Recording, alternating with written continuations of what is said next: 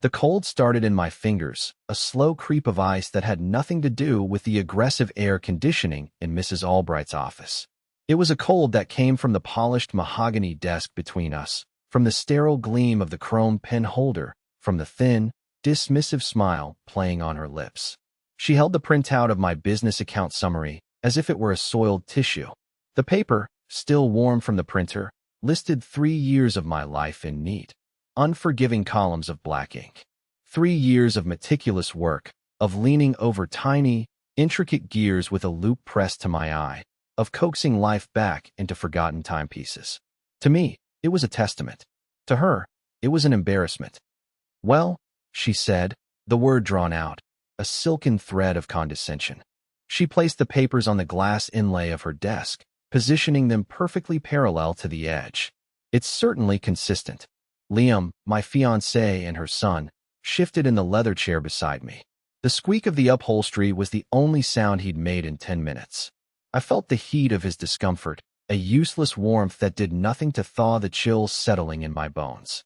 He wanted this to be over. He wanted the mortgage approved, the keys to the little house with the garden, the peaceful life he imagined for us. He believed in peace above all else. I was beginning to understand that peace, for him, was simply the absence of his mother's disapproval. "My income fluctuates," I said. My voice was steady. It was a point of pride, the control I maintained over it. "It's the nature of bespoke restoration work. Some months I'll complete a major commission, others are for smaller repairs." "Commissions," Mrs. Albright repeated, tasting the word. She made it sound like a euphemism for pocket money. "How charming. Liam tells me you work with your hands." "How utilitarian," she smiled, a brief, predatory flash of white teeth. It was a compliment shaped like a weapon, designed to leave a small, precise wound. She was a master of her craft. I looked at my hands, resting in my lap. The nails were short and clean, but there were calluses on my thumb and forefinger that never quite faded, and a faint, silvery scar on my left pinky from a slipped graver. These hands could disassemble a 1920s Vacheron Constantine minute repeater with its 400 microscopic parts and reassemble it to keep perfect time. They could feel a flaw in a gear train invisible to the naked eye. They were the source of my pride, my skill, my independence. In her gaze, they became coarse, common things. "The down payment is secure," I stated, bringing the conversation back to the numbers. "It's from a trust, which I've listed. My credit is perfect." "Ah, yes, the trust." She tapped a perfectly manicured nail on another sheet of paper. "From your mother's side, I see. A respectable little sum. But a trust is a finite thing, Elara. It's a cushion. It's not an engine. Liam's career, here at the bank, is an engine. It's about building a legacy. Don't you agree, Liam?" "Of course, mother," he murmured, staring at a point on the carpet somewhere between his expensive shoes. The cold was in my stomach now, a hard, dense knot. I watched her, this woman who moved through the world cushioned by generations of inherited wealth, who saw a balance sheet as the ultimate measure of a person's worth. She ran this branch, a small, exclusive private bank called Albright and Sons, founded by her husband's great-grandfather. It was her kingdom, and she was its unimpeachable queen. I was an outsider, a peasant from a world of tangible things, of oil and steel and patient, quiet work. An artisan. In her world, that was a quaint term for the help. She saw me not as a partner for her son, but as a liability. A project. A woman to be molded or, failing that, discarded. I had been naive to think this meeting was a formality. It was a vetting, and I was failing. She leaned forward, the scent of her perfume, something heavy and floral like funeral lilies, washing over the desk. "I just want to be sure, for Liam's sake, that you understand the world you're marrying into. It's not enough to simply have money, dear. You must have gravity, a certain momentum." This, she gestured again at my financial statement, a flick of her wrist filled with contempt. "This is cottage industry. It's a hobby that pays for itself. It is not a foundation upon which a life, our kind of life, can be built." The silence that followed was heavy, suffocating. I looked at Liam, waiting for him to speak, to defend me, to defend us, to say my work had value, that my contribution mattered. He just sat there, trapped in the gravitational pull of her disapproval, his desire for a quiet life overriding any impulse toward justice. And in that silence, I felt something shift inside me. The quiet hope I had carried into this office began to curdle into something else, something cold and hard and clear. It was the first, chilling tick of a clock counting down to an inevitable end. Mrs. Albright continued her assessment, her voice a low, clinical murmur that flayed me strip by strip. She dissected my savings habits, questioned a withdrawal for a set of antique Swiss lathes, such an extravagance for your little workshop, and raised an eyebrow at the payments to suppliers in Geneva and the Valet de Dieu. Each query was polite, phrased as a matter of professional due diligence, but the subtext was clear. Who are you to touch this world? We value stability, she said, folding her hands on the desk. Predictability. The markets are volatile enough without inviting it into one's own home. Liam's path is set. He'll be a vice president within 5 years.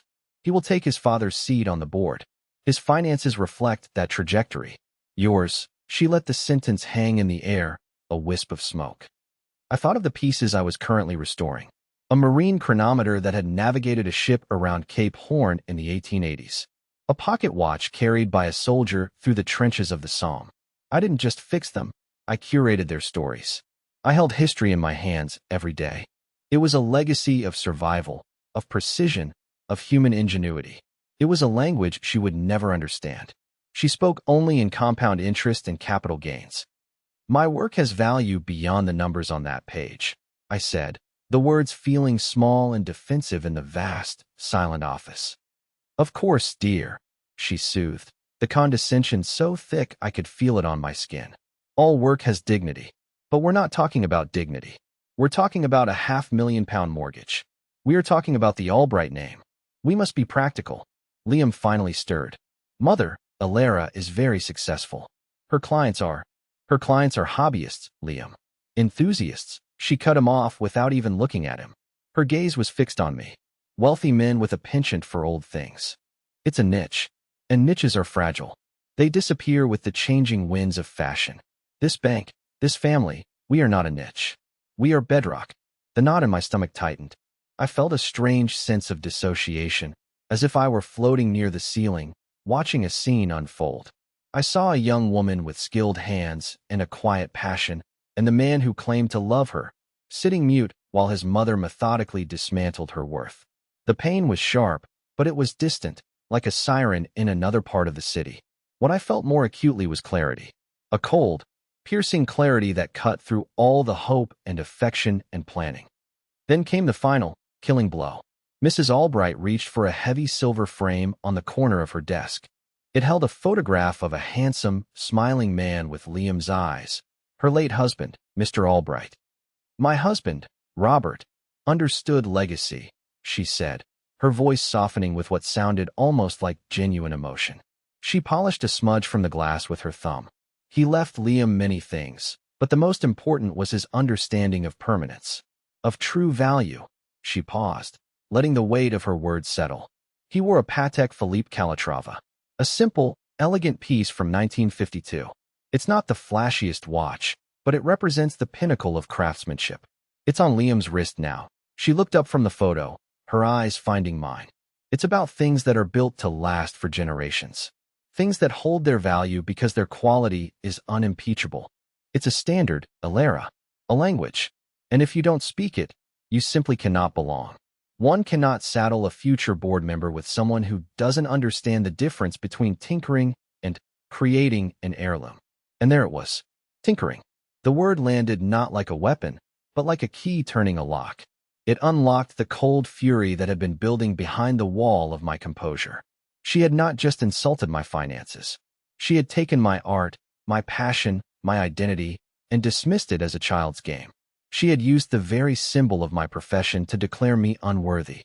I looked at her hands, then at my own. Hers were soft, ornamental. Mine were capable.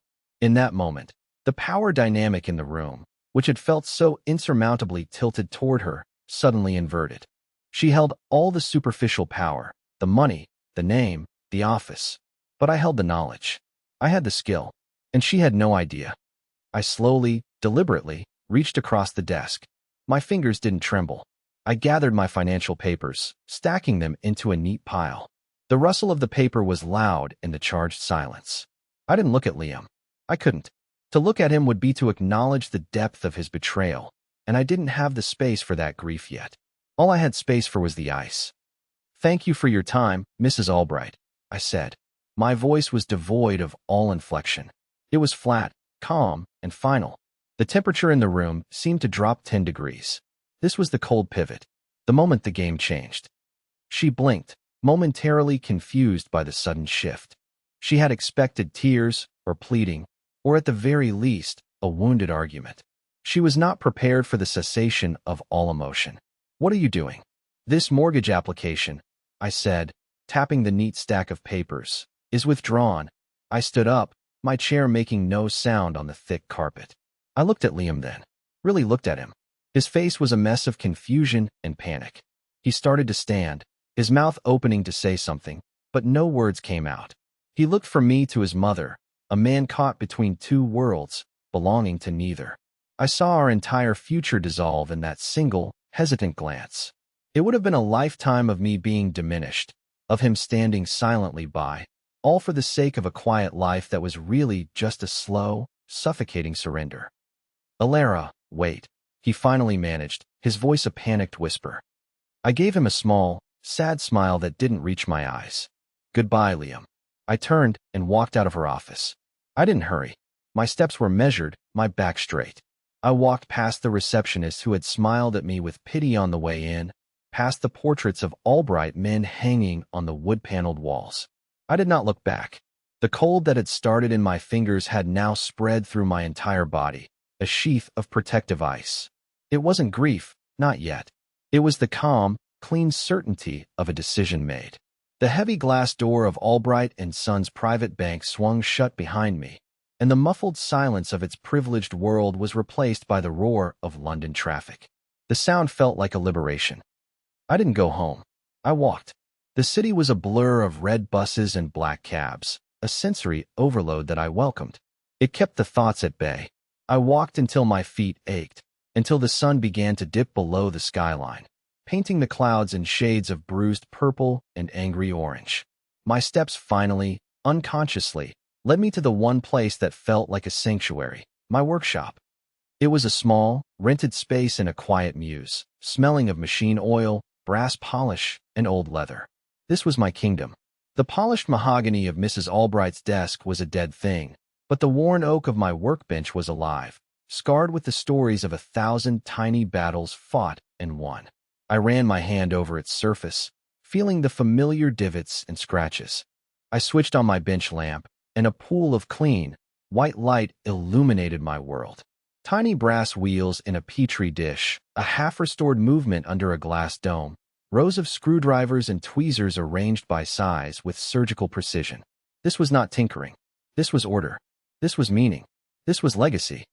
For a moment, the icy control fractured, and a wave of pain washed over me. The loss of Liam, of the future I had allowed myself to imagine, was a physical ache in my chest. He wasn't a bad man. He was just a weak one, a boy still tethered to his mother's approval. I had loved him, but I had mistaken his gentleness for strength.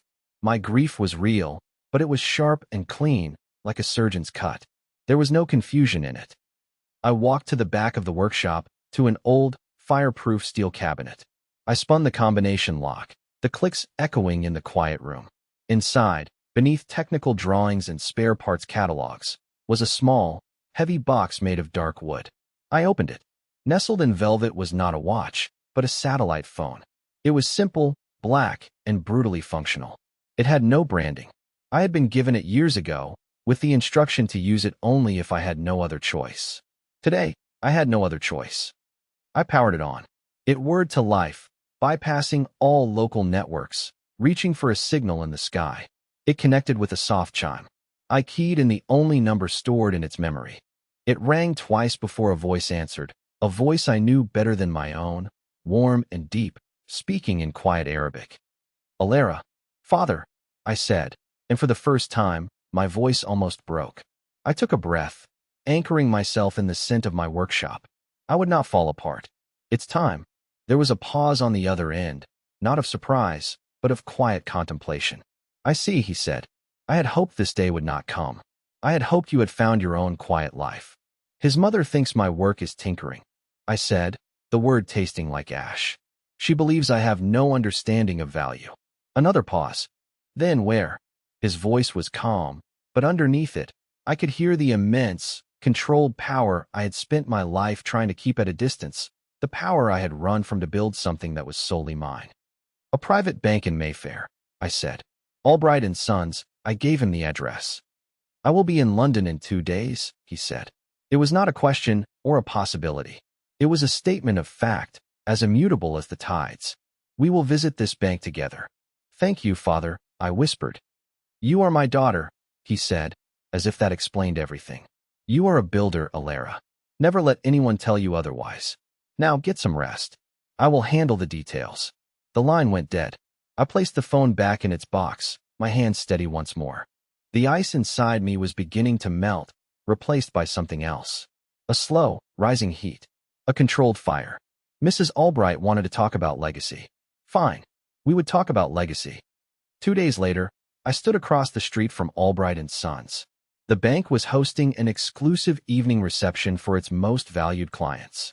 Through the large plate glass windows, I could see the soft glow of chandeliers, waiters in white jackets circulating with trays of champagne, and the city's financial elite mingling.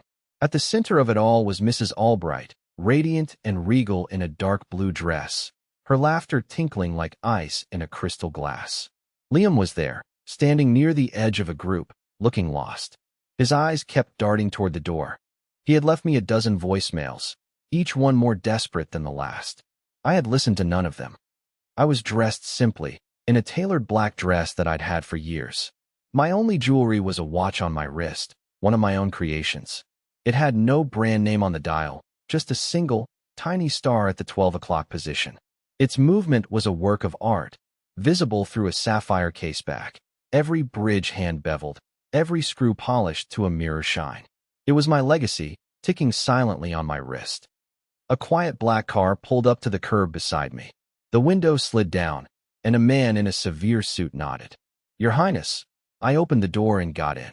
We drove around the block and stopped 100 yards from the bank's entrance. My father was in the back of another, identical car just behind us. He was on the phone, speaking in low, rapid tones. I waited. This had to be timed perfectly. After a few minutes, he gave a final instruction and ended the call. His car pulled forward, and mine followed. We did not pull up to the bank's entrance. We stopped in the middle of the street, blocking traffic. 2 more black cars materialized behind us, boxing us in. It was a statement, an arrival. My father's driver opened his door. He stepped out onto the London street, as if he owned it. He was not a tall man, but he had an aura of absolute authority that made him seem to take up more space than he did. He wore a simple, exquisitely cut dark suit, no tie. He looked like a scholar or a poet, until you met his eyes. His eyes held the weight of a desert kingdom. He walked to my car and opened my door himself. Are you ready, my love? He asked, his voice for my ears only. I took his offered hand. I am. Together, we walked toward the entrance of Albright and Sons. The doorman, seeing the motorcade blocking the street and the severe-looking men who had emerged from the other cars, moved to intercept us, his face a mixture of confusion and alarm. My father's head of security, a man named Ferris, simply held up a hand. He didn't touch the doorman, but the man froze as if he'd hit a wall of glass. Ferris opened the door for us, and we stepped inside. The warmth and chatter of the party hit me first, then the silence that followed our entrance.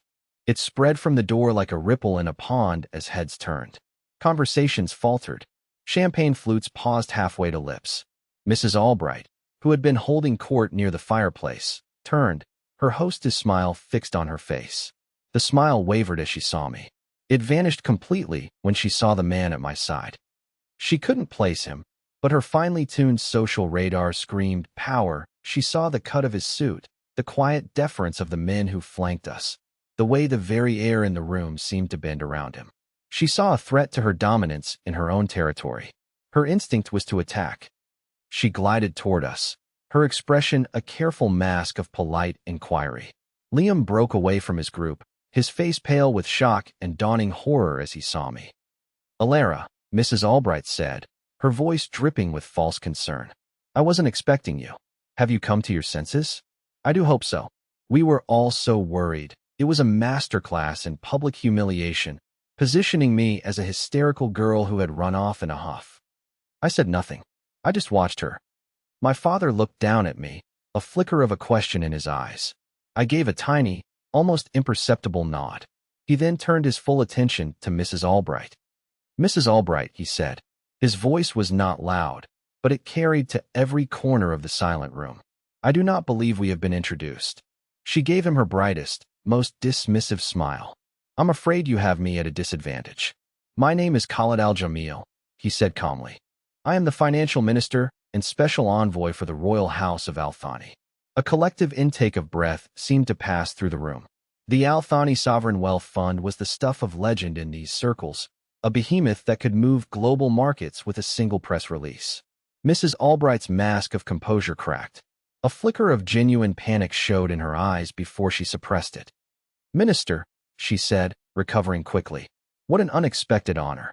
To what do we owe the pleasure? My father's gaze was unblinking.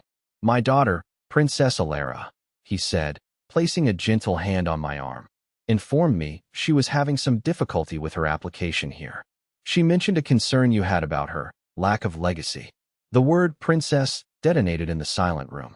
Mrs. Albright's face went white. She stared at me, her mouth slightly agape, her mind scrambling to reconcile the quiet girl from her office with the woman standing before her. She looked at my simple dress, my calloused hands, and then back at the formidable man beside me. Nothing computed. Her world, built on a rigid hierarchy of appearances, was short-circuiting. Liam looked as if he might faint. He stared at me, his eyes wide with 1,000 unasked questions, the foremost being, why didn't you tell me? He didn't understand that I had wanted to be loved for who I was, not for my name. I had wanted to build a life on my own terms, with my own 2 hands. I believe you also referred to her life's work as tinkering, my father continued, his voice still deceptively soft. He looked around the opulent room, taking in the marble floors and gilded ceilings. It's a charming space you have here. Compact. How utilitarian. He used her word. The same word she had used to wound me, now turned back on her like a perfectly polished blade. The insult was so precise, so exquisitely delivered, that she flinched as if struck. We felt, my father went on, addressing the room now as much as her, that the bank's management could benefit from a new perspective, one that has a deeper appreciation for true, lasting value. The kind that is built, not just inherited. He paused, letting the silence stretch. Therefore, as of 9 o'clock this morning, London time, the Al-Thani Sovereign Fund completed its acquisition of the Albright & Sons banking charter, its assets, and all its global branches. My daughter felt it needed a more personal touch. She will be overseeing the transition. The finality of it was absolute. It wasn't a threat or a negotiation. It was the calm statement of a fact that had already come to pass. Mrs. Albright's world had not just been threatened, it had been dismantled and sold without her even knowing. She was a queen who had woken up to find her castle had been sold for scrap. The collapse was not dramatic. It was quiet, and all the more devastating for it. Her hand, which held a crystal flute of champagne, began to tremble violently. The glass slipped from her fingers. It did not shatter.